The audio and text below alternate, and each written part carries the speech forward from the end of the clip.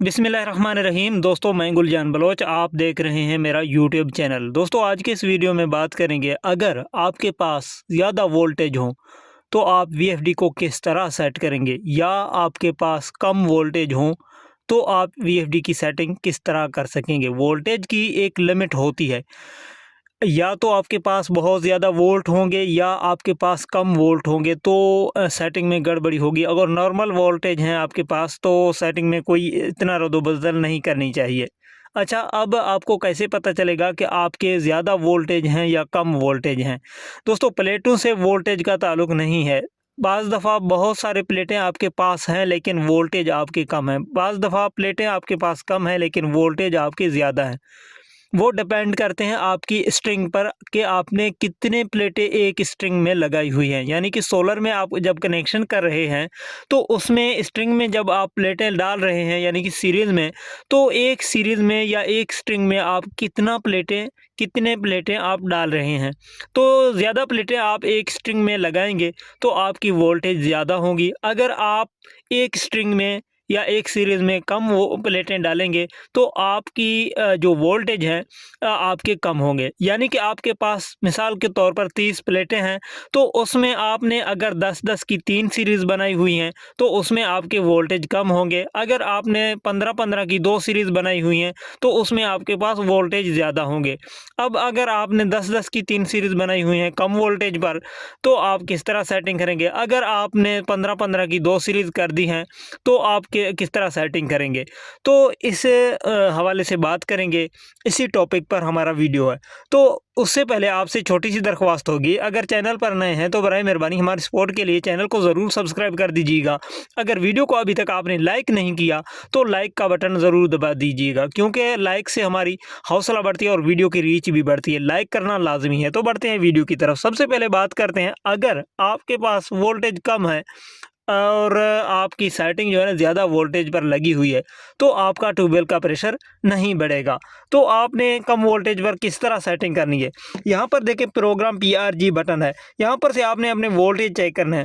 ये देखें, यहाँ पर 624 वोल्ट आ रहे हैं। नॉर्मली अगर आपके पास 12 से 13 प्लेटों का एक सीरीज़ लगा हुआ हो, यानी कि एक सीरीज़ में 12 से 13 प्लेटें हों, चाहे कितने भी आपके पास सीरीज़ हों, यानी कि अगर 13 की सीरीज़ आप मान लो, 13 की सीरीज़ होगी और 39 प्लेटें होंगी तो 3 सीरीज़ होंगी। 39 प्लेटों की तादाद तो बड़ी एक तादाद है, लेकिन प्लेटें 13 चूँकि लगी हुई होंगी तो आपके सामने वोल्टेज कुछ इस तरह शो होंगे, यानी कि 600 वोल्ट शो होंगे। अब अगर आपके पास 10-10 की सीरीज़ होगी तो वोल्टेज यहाँ से कम होंगे। अब आप इसको किस तरह ऑपरेट करेंगे, सेटिंग करेंगे? अब मिसाल मान लीजिए, यहाँ पर से आपके वोल्टेज जो हैं वो आ रहे हैं 450 के करीब, यानी कि अगर 10-10 की सीरीज़ होगी तो 450 के करीब ही आपके वोल्टेज आएंगे।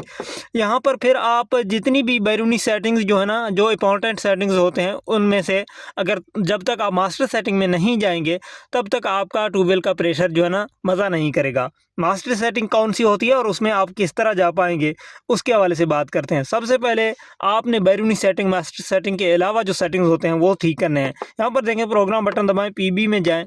पीबी में जो है ना आपने जाने के बाद डेटा एंटर करें, PB04 की सेटिंग में जाएं। ये नॉर्मली हर INVT हो या जो भी हो, कम वोल्टेज पर इसी सेटिंग को ज़रूर ठीक करना होता है मास्टर सेटिंग तक जाने से पहले। अब यहाँ पर PB04 आपने किस तरह हैंडल करना है? यहाँ पर देखें 88 सेट है, क्योंकि हमारे वोल्टेज जो है ना 600 से ज़्यादा आ रहे हैं। अब मैं बात कर रहा हूँ 450 वोल्ट के हिसाब से, यानी कि लो वोल्टेज के हिसाब से। तो लो वोल्टेज पर ये होगा 70 पे आपका। यहाँ पर 70 से आप एक पॉइंट भी नहीं बढ़ा सकते। लो वोल्टेज की सूरत में 70 से इसको आप नीचे ला नहीं सकते, तो आपने 70 पे फिट करके डेटा एंटर करना है। अब जब आपने इसको 70 पे फिट कर दिया है, अब आपके पास 9 प्लेटों का सीरीज़ है या 10 प्लेटों का सीरीज़ है, यहाँ पर फिर आपने जो है ना अगर इसमें आपको चेंजिंग देखने को मिल रही थी, यानी कि 75 पे था, 80 पे था, तो फ़ायदा होना है, लेकिन फिर आपने इसकी मास्टर सेटिंग की तरफ बढ़नी है। जल्दी जल्दी आपके सामने चीज़ें रख लेते हैं। यहाँ पर देखें, PE ज़ीरो पीई की जो सेटिंग है वो मास्टर सेटिंग होती है। वीएफडी की सबसे जो इम्पॉर्टेंट सेटिंग है वीएफडी के अंदर वो पीई की होती है। यहाँ पर आपने डेटा एंटर करना है। डेटा एंटर करने के बाद आपके सामने PE00 आ जाएगा। यहाँ पर आपने अप डाउन करने की अगर आप कोशिश करेंगे नहीं होगा, क्योंकि इसमें पासवर्ड है। तो यहाँ पर फिर आपने डेटा एंटर करना है। यहाँ पर आपने पासवर्ड लिखनी है 40721। जो मास्टर सेटिंग की मैं बात कर रहा था वो मास्टर सेटिंग यहाँ पर है, यानी कि पीई की है। पीई में जैसे आप पासवर्ड डालेंगे 40721, हर INVT की जो चाइना की ओरिजिनल इन्वर्टर होगी तो 40721 लगना है। नहीं तो अगर 40721 से नहीं खुल रहा तो आप अपने दुकानदार से जो है इसका पासवर्ड मालूम कर सकते हैं। यहाँ पर 40721 आपने डेटा एंटर करना है। डेटा एंटर करने के बाद आपके सामने PE01 आ जाएगा। अब मास्टर सेटिंग में से आपने कौन सी सेटिंग चेंज करनी है, सिर्फ एक सेटिंग मैं आपको यहाँ पर बताऊँगा। बाकी जो सेटिंग्स हैं उसमें आपने चेंजिंग बिल्कुल भी नहीं करनी।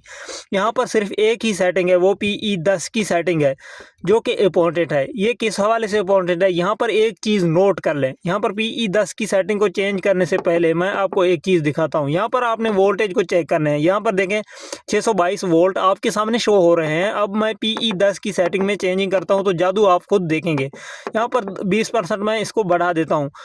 110 से मैंने 130 कर दिया आपके सामने। यहाँ पर आप वोल्ट आपके सामने मैं चेक कराता हूँ। 622 में से आप अब क्या देख रहे हैं, यहाँ पर 734 वोल्ट देख रहे हैं।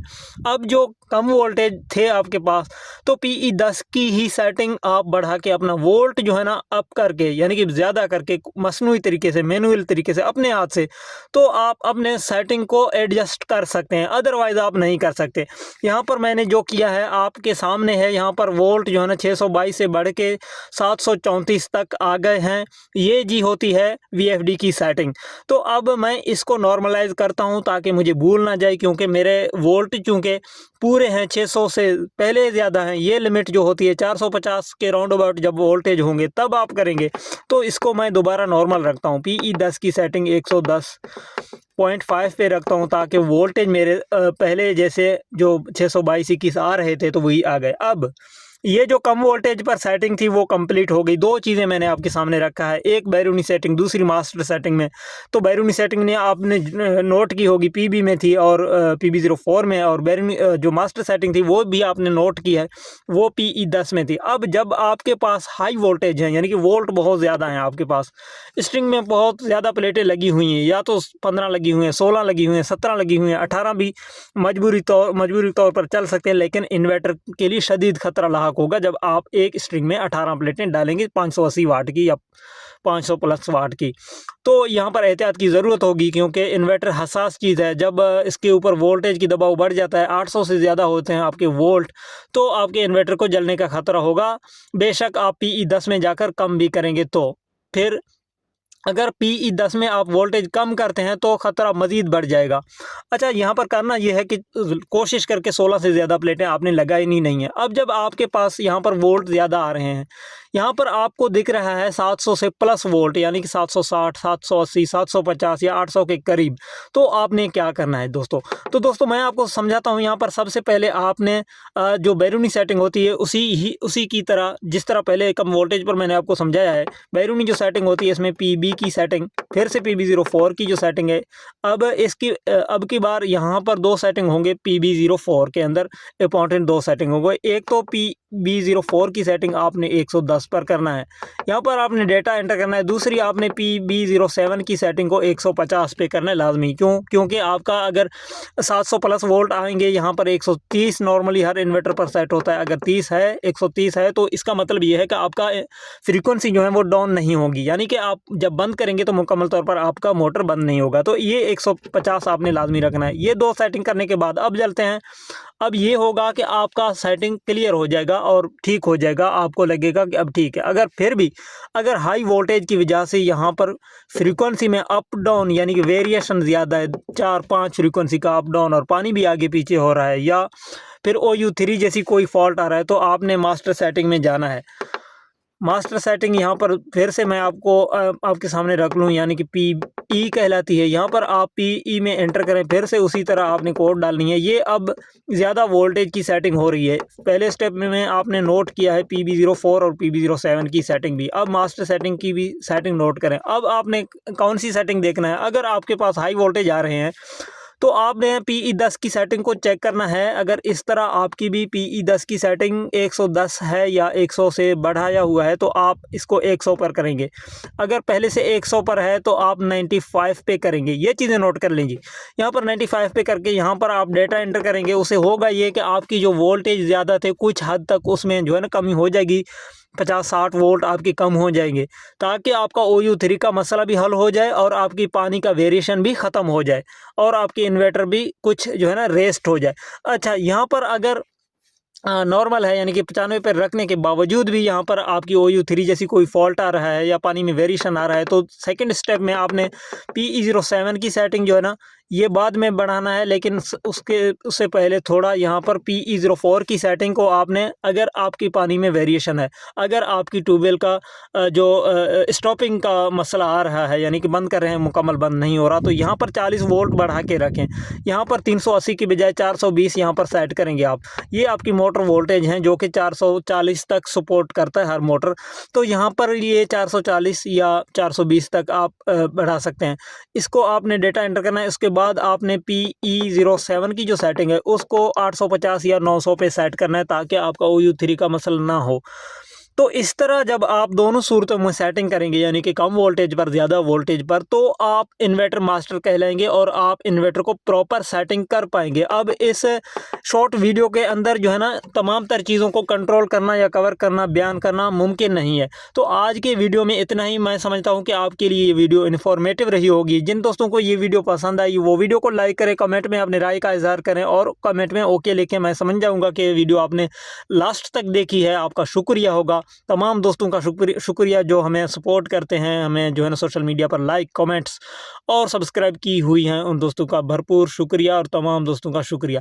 तो ये वीडियो यहाँ पर एंड कर देते हैं। अपना बहुत सारा ख्याल रखें, इजाज़त दें, अल्लाह हाफिज़।